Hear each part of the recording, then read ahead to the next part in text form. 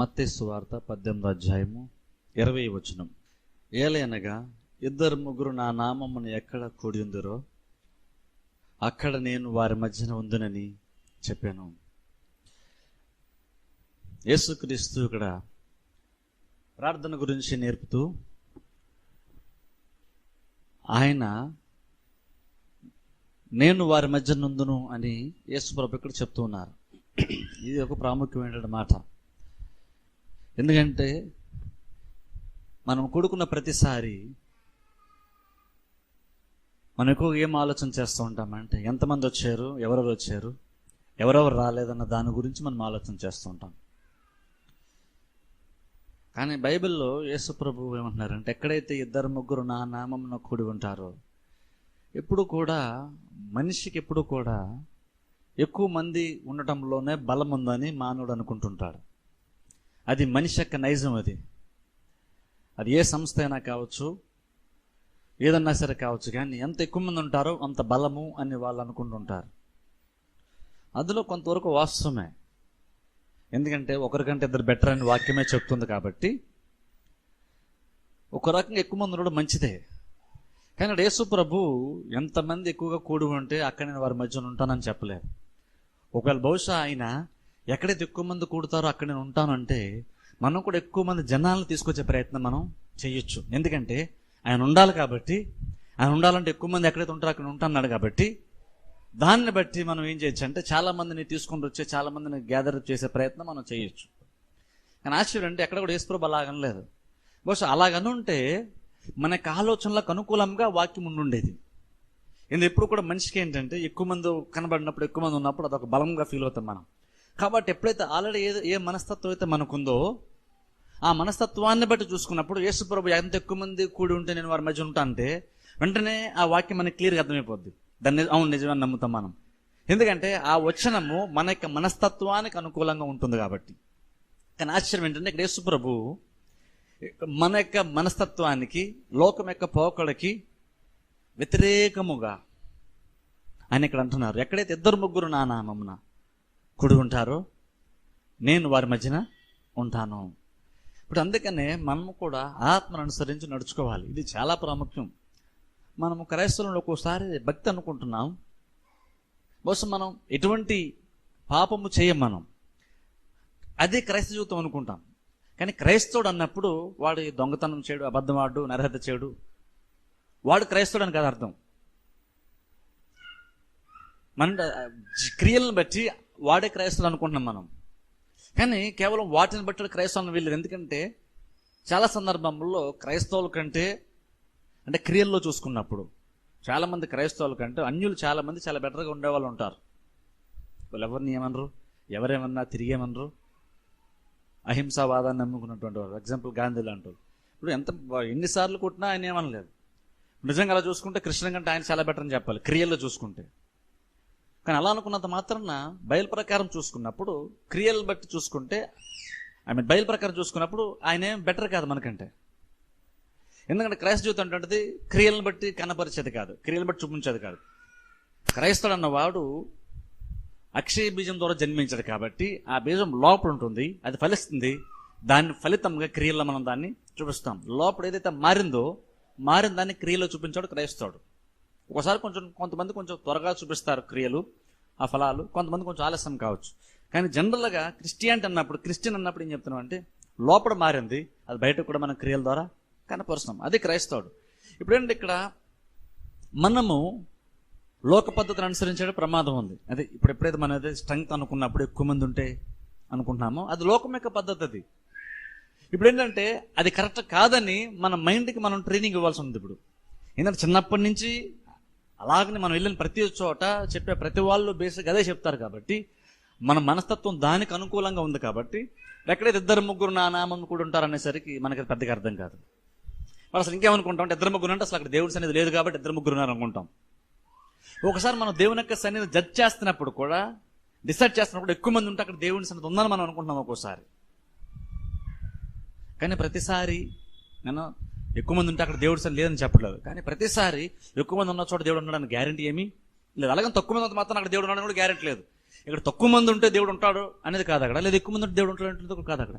కానీ మనం ఏం గమనించాలంటే ఇక్కడ యేసుప్రభు ఏం చెప్తున్నారంటే, మీరు ఏదో ఒకసారి స్ట్రెంగ్త్ని చూసి, జనాభాను చూసి, ఆ నెంబర్ని చూసి ఒకవేళ మీరు ఒక అందులో బలం అనుకుంటారేమో. అసలు బలం అనేది అందులో లేదు. నేను చెప్తున్నాను వినండి, అసలు మీరు కూడినప్పుడు బలం ఎందులో ఉందో నేను చెప్తా అంటున్నారు యేసుప్రభు ఇక్కడ. ఏంటంటే ఎక్కడైతే 2-3 నా నామమున కూడి ఉంటారో అక్కడ నేను వారి మధ్యన. బలం ఎక్కడుందో తెలుసా? నేను వారి మధ్యన. అందులో బలం ఉంది. జస్ట్ మనం కూడుకున్నాం కాబట్టి అని బలం లేదు అక్కడ. మనం కూడుకున్నంత మాత్రం బలం ఉండదు అక్కడ. మనం కూడుకున్నప్పుడు అక్కడ ఆయన మన మధ్యన ఉంటేనే బలం.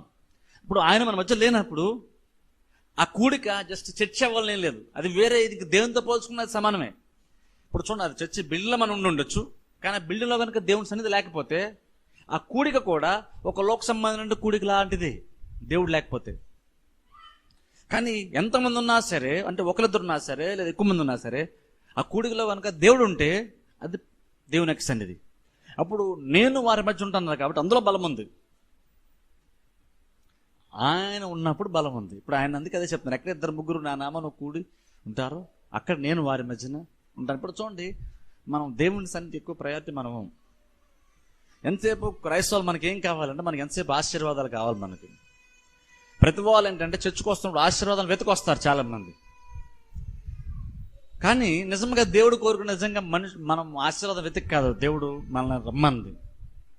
మనం వస్తున్నాం దేవుడి దగ్గర ధన ఘనతలు ఇవన్నీ ఉన్నాయి కాదంటలేదు, దీర్ఘాయు ఉంది, ఇవన్నీ ఉన్నాయి కాదంటలేదు. కానీ అసలు మన అప్రోచ్ ఎలా ఉండాలంటే, మనం దేవుడి దగ్గర వస్తుంటే నాకు ఈరోజు దేవుడి ఏదో వచ్చేస్తానంటే అలా రాకూడదు. మనం దేవుని దగ్గరకు వస్తున్నప్పుడు ఆయన సన్నిధి కోరి మనం రావాలి. ఇప్పుడు చాలా మంది ఆశీర్వాదాలు కోరి వస్తున్నారు ఇప్పుడు కానీ అది అలా కాదు, అది సరైన క్రైస్తవ జీవితం కాదు. అది మనం దాన్ని కోరి వస్తున్నాం. కానీ దేవుడు నిజంగా కోరుకునేది ఆయన్ని కోరుకుని రావాలని దేవుడు ఇష్టపడుతున్నాడు. అందుకే ఆయన అంటున్నాడు, ఎక్కడిద్దరు మన నాన్నమ్మ కూడా ఉంటారు వారి మధ్య నేను ఉంటాను అన్నాడు. ఇప్పుడు మనం ఇప్పుడు ఏం చేయాలి? ఎక్కువ మంది వస్తున్నారు కాబట్టి అండి నేను అక్కడ ఉంటాను అన్నది కూడా కాదు. ఆయన ఉంటున్నాడు కాబట్టి నేను అక్కడ ఉంటాను. ఇప్పుడు మనం ఏంటంటే ఒకసారి ఎక్కువ మంది ఉన్న చోటకి వెళ్దాం అనుకుంటాం. ఇప్పుడు అసలు అది కూడా కాదు. అసలు ఆయన ఉన్నాడా లేదా? ఫస్ట్ ఆఫ్ ఆల్ ఆయన ఉన్నాడు అది కన్ఫర్మ్ అయిన తర్వాత అక్కడ 2 3 30 మంది ఉన్నారా 30,000 ఉందన్నది పాయింట్ కదా. అసలు ఆయన ఉన్నప్పుడు మనకు మిగిలిన సంబంధమే లేదు. అందుకని ఆయన సన్నిధి మనం కోరుకున్నప్పుడు, ఆయన సన్నిధిని అనుభవించినప్పుడు ఆటోమేటిక్గానే అవన్నీ మనకు వస్తాయి. చూద్దాం, చూడండి వాక్యమైన ఆదికాండంలో నుండి, ఆదికాండము 28వ అధ్యాయం. ఆదికాండం 28వ అధ్యాయం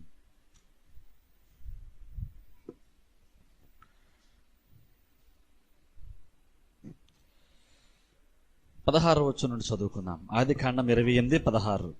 యాకోబు నిద్ర తెలిసి నిశ్చయముగా యెహోవా ఈ స్థలమందు ఉన్నాడు, అది నాకు తెలియకపోయిననుకొని భయపడి, ఈ స్థలము ఎంతో భయంకరము, ఇది దేవుని మందిరమే గాని వేరొకటి కాదు, పరలోకపు గవిని ఇదే అనుకొనెను. ఇక్కడ గమనించండి, ఇక్కడ యాకోబు ఇక్కడ మనకు తెలుసు దేని నుండి పారిపోతున్నాడో, ఎందుకు పారిపోతున్నాడో మనకు తెలుసు. కానీ దాని గురించి నేను చెప్పను, మనకు సమయం లేదు కాబట్టి.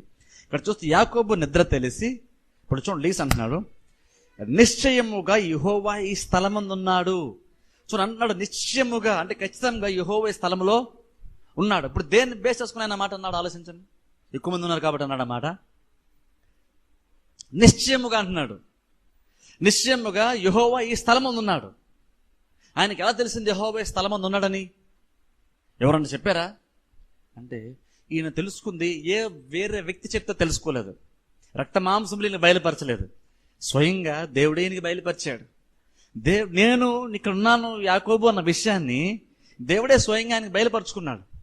కానీ ఇప్పుడు ఆయన అంటున్నాడు అక్కడ, నిశ్చయంగా యెహోవా ఈ స్థలమందు ఉన్నాడు, అది నాకు తెలియక పోయాననుకొని. చూడండి అంటున్నాడు, నిజంగానే చూడండి, గమనించి చాలా గొప్ప మాట ఇది. నిశ్చయంగా యెహోవా ఈ స్థలమందు ఉన్నాడు, అది నాకు తెలియకపోయాను. చాలా మందికి దేవుడు ఉన్నప్పుడు దేవుడు ఉన్న విషయం కూడా చాలా మందికి అర్థం కాదు. ఇప్పుడు చూడండి, మనము ఒక్కోసారి చర్చిలోకి వచ్చి కూడా ఏం మిస్ అవుతామో ఆలోచించండి. మనం చర్చిలోకి వస్తాం కానీ దేవుని సన్నిధి మిస్ అవుతుంటాం. అసలు ఏదైతే కోరి రావాలని దేవుడు చెప్తున్నాడో, ఏదైతే అనుభవించడానికి యాక్చువల్గా మనం వస్తున్నామో, అసలు ఒక్కోసారి దాన్నే మిస్ అవుతాం. మనం ఏంటంటే ఈ చుట్టూ ఉన్నటువంటి వాటన్నిటి చూస్తున్నప్పుడు, మనం చుట్టూ ఉన్న మనుషులు అన్ని చూస్తున్నప్పుడు, వీటి చేత మనకు డామినేట్ చేయబడుతున్నప్పుడు, ఆవరింపబడినప్పుడు అసలైనటువంటి ఆయన యొక్క సన్నిధిని మనం మిస్ అవుతుంటాం. ఇక్కడ యాకోబు నాకు తెలియకుండా పోయింది. అంటే ఒక్కోసారి మనం దేవుని సన్నిధిలో ఉంటూ కూడా మనకు ఆ విషయం తెలియకుండానే మనం గడుపుతూ ఉంటాం. అంటే అదేంటి, ఒక్కోసారి ఉన్నాడంటే నాకు తెలిసి ఉంటాం, ఉన్నాడు ఒకసారి ఊహించుకున్నాం. ఇక్కడ జస్ట్ దేవుడు ఉన్నాడని ఊహించుకోవట్లేదు. ఈయన అనుభవంతో అంటున్నాడు, అర్రే నేను ఇప్పుడు అనుభవించిన ఆయన ఎప్పటివరకు ఉన్నాడని విషయం నాకు ఇప్పటివరకు అసలు తెలియదు, ఇప్పుడే తెలిసింది నాకు. ఎందుకని ఇప్పుడు ఎందుకు తెలిసింది? ఇప్పుడు అనుభవించారు కానీ ఇప్పుడు తెలిసింది. కానీ ఆయన ఏం చెప్తున్నాడంటే, నేను ఇప్పుడు అనుభవించి ఇప్పుడు స్టార్ట్ చేశాను, కానీ నేను ఎక్స్పీరియన్స్గా స్టార్ట్ చేయక మునిపి ఆయన ఇక్కడ ఆల్రెడీ ఉన్నాడు, కాకపోతే నాకు తెలియలేదు. సరే, దేవుని సన్నిధి ఎక్కడుందో నాకు తెలిసింది అంటలేదు ఆయన. దేవుని సన్నిధి ఎక్కడుంది నాకు తెలియకుండా పోయింది అంటే నాకు ఇప్పుడే తెలిసింది, అంతకు ముందు కూడా ఉన్నాడు కానీ నాకు ఎంతమంది ఎందుకో. నేను ఈ ప్లేస్కి వచ్చినప్పుడు, నేను రాయిని తలగడగా చేసుకున్నప్పుడు, నిద్రపోవడం స్టార్ట్ చేసినప్పుడు కూడా దేవుడు ఎక్కడ ఉన్నాడు కానీ నాకు విషయం తెలియలేదు. సరే, ఆయన అక్కడికి వచ్చాడు కానీ అక్కడ దేవుడు అనే విషయం కూడా ఆయన తెలియకుండా పోయింది ఆయనకి. తను ఎప్పుడో మధ్యలో తెలుసుకోగలిగాడు ఆయన. ఇప్పుడు అదే మనం కూడా ఒక్కోసారి దేవుని సన్నిధిలో ఉంటాం. దేవుని సన్నిధి జస్ట్ ఒక్కోసారి బైబిల్ చెప్తుంది కదా, నమ్మాలి కదా, విశ్వాసం అంటూ నమ్ముతున్నా మనం ఊహించుకుంటున్నాము, కానీ నిజంగా ఇలాంటి ఎక్స్పీరియన్స్ మనకు ఉండట్లేదు. నిశ్చయం యెహోవా స్థలమందు ఉన్నాడు, నాకు తెలియకుండా పోయింది. అందుకని చూడండి, ఎందుకంటే చర్చకు వచ్చినప్పుడు అంటాను, మనం వేరే వాటి మీద మైండ్ పెట్టకూడదు. ఎందుకంటే మనం కష్టపడి ఇంట్లో పనులన్నీ బిగించుకొని టైంకి చర్చ రావాలని, ఎన్నో పనులన్నీ మానుకొని లేదా ఉన్న పనులన్నీ గవ్వ చేసుకొని ఎంతో కష్టపడి ప్రయాసంతో వస్తాం టైంకి రావాలని.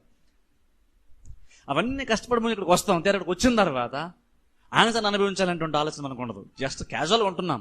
మన చుట్టూ ఎవరున్నారు, ఎవరు వచ్చారు, ఎవరు రాలేదు ఏంటని ఈ మైండ్ సెట్తో ఉంటున్నాం. కానీ దేని కొరకైతే అని సిద్ధపడి కష్టపడి వచ్చామో, వచ్చిన తర్వాత ఆయన ఎక్స్పీరియన్స్ చేయకుండానే వెళ్ళిపోతుంటాం. ఒక్కోసారి తిరిగి వెళ్ళిపోతే దేవుడు నాకు తెలియదు కానీ దేవుడు ఉన్నాడులే. ఒక్కోసారి నీకు తెలియకుండా దేవుడు ఉంటాడు, కానీ దానివల్ల నీకు ఉపయోగం ఉండదు. ఇప్పుడు ప్రాబ్లం అది చూడండి. ఇప్పుడు దేవుడు ఉంటాడు, అది ఒక్కోసారి నాకు తెలియకపోవచ్చు కానీ దేవుడు ఉంటాడు. ఇప్పుడు ప్రాబ్లం ఏంటంటే, మరి నాకు తెలియకపోతే దేవుడు ఉంటే ప్రాబ్లం లేదు కదని అనుకుంటామేమో. ప్రాబ్లం ఏంటంటే, దేవుడు ఉండి కూడా నీకు తెలియపోతే అందులో నీకు ప్రాబ్లం ఉంది. ఎందుకంటే ఆయన సన్నిధుల ద్వారా రావాల్సినటువంటి బెనిఫిట్స్ ఏవైతే ఉన్నాయో, ఆశీర్వాదాలు నీకు రావు. జస్ట్ అన్నంత మాత్రం నీకు రావు. ఆయన ఉన్నాడు అనేది నువ్వు ఎక్స్పీరియన్స్ చేస్తే నీకు వస్తాయి. అందుకని చూడండి, అప్పుడు రకం ఏమంత పాజిటివ్గా మాట్లాడలేదు ఆయన. అప్పుడు ఆ దర్శనం రాక మునుపు, ఏది ఈ భూమికి ఆకాశం మధ్య నిచ్చునుండి దేవదూతలు ఎక్కుచు దిగుచు, ఆ దర్శనం రాక మునుపు పిరుకొల్లా భయపడుతూ టెన్షన్ పడుతూ ఉన్నటువంటి వాడు, భయపడినటువంటి వాడు ఒకసారి దేవుని సన్నిధిని అనుభవించిన తర్వాత ఆయన లైఫ్ పట్ల ఆయన అప్రోచే మారిపోయింది. ఆయన ఎక్కడ నుండి భవిష్యత్తును గురించి చూసే విధానమే మారిపోయింది. ఆయన ఇప్పుడు నీవు నన్ను ఆశీర్వదిస్తే అంటున్నారు సార్. ఇప్పుడు దాని గురించి అసలు ఆలోచన చేయలేదు. జీవితం పట్ల సరైన వైఖరి ఇప్పుడు వచ్చింది ఆయనకి, ఎప్పుడు దేవుని సన్నిధి అనుభవించిన తర్వాత. అందుకని నన్ను చూడండి, దేవుడు ఉన్నా లేకపోయినా, నాకు తెలియపోయినా తెలిసినా దేవుడు ఉన్నాడు కదండి అంటే సరిపోదు. దేవుడు ఉన్నప్పుడు అది నువ్వు తెలుసుకోవాలి. తెలుసుకోకపోతే నీకు వచ్చే బెనిఫిట్ ఉండదు. ఇప్పుడు అందుకని చూడండి, ఫరిసయుడు వచ్చాడు, సుంకరు వచ్చాడు చర్చిలోనికి ప్రార్థించడానికి. ఫరిసయుడు క్యాజువల్గా చేసి వెళ్ళిపోయాడు, సుంకరు దేవా నేను పాపిన ప్రార్థన చేశాడు, కానీ ఆయన ఆశీర్వాదం పొందుకుని వెళ్ళాడు, నీతిమంతుడు తీర్చబడి వెళ్ళాడు. ఇప్పుడు ఎవరు నిజంగా దేవుని సన్నిధిలోకి వచ్చి మేలు పొందారంటే సుంకరి. ఏది బయట పాపం చేసి చర్చిలోకి వచ్చినటువంటి వాడు చర్చిలోకి వచ్చిన తర్వాత మేలు పొందుకొని బయటకు వెళ్ళాడు. దేవుడు అనుకున్న పరిశుద్ధంగా చేస్తాను చెప్పుకుని వచ్చాడు వాడు. ఎలాగొచ్చి అలాగే వెళ్ళాడు, ఉపయోగం లేదు. ఎలాగొచ్చి అలాగే వెళ్తే ఇంక చర్చ రావడం ఎందుకు? కానీ ఒక పాపిగా వచ్చాడు, నీతిమంతుడు తీర్చబడి వెళ్ళాడు సుంకరి. ఎందుకంటే సన్నిధిని అనుభవించాడు ఆయన. చర్చిలోకి వచ్చాక పక్కన ఎవడున్నాడని చూడలేదు ఆయన, ఎవరున్నారు చూడలేదు, ఆయన దేవుణ్ణి చూడగలరు. అందుకని ఆకాశం ఎప్పుడు కళ్ళెత్తన ధైర్యం చాలదని బైబిల్ చెప్తుంది. నేను దేవుని ఆకాశం కళ్ళెత్తాడంటే దేవుడు కనబడతాడు ఆయనకి, పరిశుద్ధ దేవుని చూడలేకపోతాను ఎందుకంటే ఆయన పాపం చేశాడు కాబట్టి. సరే, మరి ఎవరైనా కన్విన్స్ చేశారా ఆయన్ని? ఇక్కడ దేవుడు ఉన్నాడని నువ్వు నమ్ము అని చెప్పారా? ఎవరిని చెప్పారా? లేదు నువ్వు పాపం చేసి ఎవరిని చెప్తే తెలిసింది ఆయనకి. దేవుని సన్నిధి రావడమే ఆయనకి విషయం తెలిసిపోయింది. దేవుని సన్నిధి అనుభవించినప్పుడు ఆటోమేటిక్గా తెలిసిపోతుంటాయి విషయం. అదే బలం అంటున్నాను, అదే ఆత్మకు బలం. ఆయన వెంటనే పాపాలు కడుక్కున్నాడు, నీతి మీద తీర్చబడి వెళ్ళిపోయాడు. అన్నాడు దేవుడిని సన్నిధి ఎక్కడ ఉంది, నాకు తెలియకుండా పోయింది. తెలుసుకోవడం మన రెస్పాన్సిబిలిటీ. దేవుడు ఉంటాడు, అది తెలుసుకోవాలి. మనం తెలుసుకోవాలి. అందుకంటే వచ్చినప్పుడు మనం ఏదైతే ఇక్కడ పాటలన్నీ వాక్యం అని ఏదైతే ప్రార్థన అవుతున్నాయో వాటి మీదే మైండ్ పెడితేనే నీకు దేవుని సన్నిధి నువ్వు అనుభవించగలుగుతావు. మన చుట్టూ జరిగే ప్రతిదీ చూస్తూ ఓ పక్కన ఈ లోకం మన చుట్టూ జరిగే వాటిని వింటూ ఓ పక్కన దేవుని సన్నిధి కూడా అనుభవించాలంటే రెండూ కుదరదు. నువ్వు ఆత్మలోనూ శరీరం రెండు ఒకసారి నువ్వు నడిపింపలేవు, జీవించలేవు. నువ్వు ఆత్మను అనుభవించాలంటే శరీరాన్ని నువ్వు పక్కన పెట్టాల్సి వస్తుంది. అంటే ఈ సెన్స్ అన్నింటి కూడా నువ్వు తగ్గించాల్సి ఉంటుంది, వీటిని పక్కన పెట్టాల్సి ఉంటుంది. ఎంతసేపు మన చుట్టూ జరిగేది మైండ్లోకి వెళ్తే ఆత్మ సంబంధంగా జరిగేది నీ హృదయంలోకి వెళ్దాం. కానీ అంటున్నాడు దేవుని సొంతం ఉందని నాకు తెలియకుండానే పోయింది. ఆ తర్వాత అంటున్నాడు చూడండి, అనుభవించిన తర్వాత ఏమంటున్నాడు చూడండి ఆయన,